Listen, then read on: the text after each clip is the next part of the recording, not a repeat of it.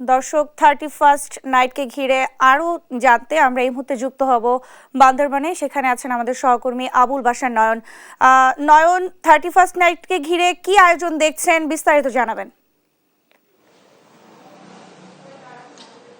ধন্যবাদ। আসলে 2024 সাল একটা দুঃসময় গেছে পার্বত্য জেলা বান্দরবানে। কেননা বান্দরবানের পর্যটন শিল্পটা অনেকটা গত একটি বছর ব্যাপকভাবে ক্ষতিগ্রস্ত হয়েছে।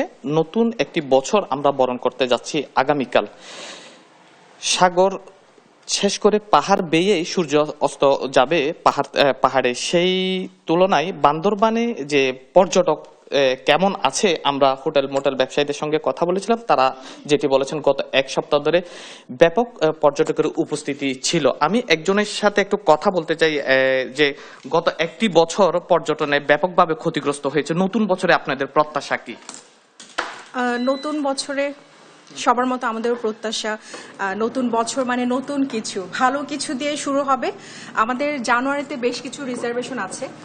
আমরা চাই যে সেই রিজার্ভেশন অনুযায়ী যাতে আমাদের হাউসফুল থাকে, আমাদের হোটেল ব্যবসা করতে পারি। আসলে বান্দরবানটা তো পুরোটা একটা পর্যটন নগরী, শুধুমাত্র হোটেল ব্যবসা না, এটা পুরোটাই যেহেতু পর্যটন নগরী, সবাই কিন্তু এই পর্যটন বা ট্যুরিস্টদের উপর নির্ভরশীল।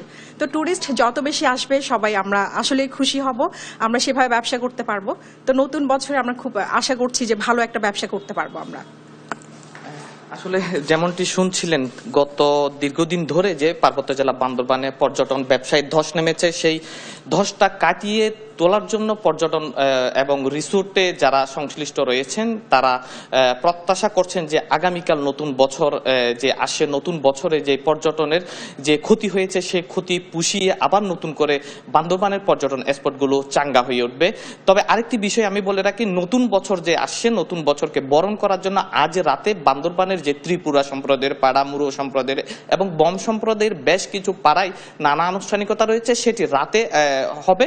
এবং আগামীকাল নতুন বছরের যে আনুষ্ঠানিকতা সেটি পাহাড়ের যারা উপজাতি বাসিন্দা রয়েছেন, যারা খ্রিস্ট ধর্মের বাসিন্দা, তারা পালন করে থাকেন। এছাড়া প্রশাসনের পক্ষ থেকে বড় কোনো আয়োজন নেই এখানে নতুন বছর উপলক্ষে। এই ছিল আমার কাছে বান্দরবান থেকে নতুন বছরকে ঘিরে সর্বশেষ। চলে যাচ্ছি স্টুডিওতে। নয়ন, আপনাকে ধন্যবাদ। দর্শক, বান্দরবান থেকে আমাদের সঙ্গে যুক্ত হয়েছিলেন সহকর্মী আবুল বাশার নয়ন।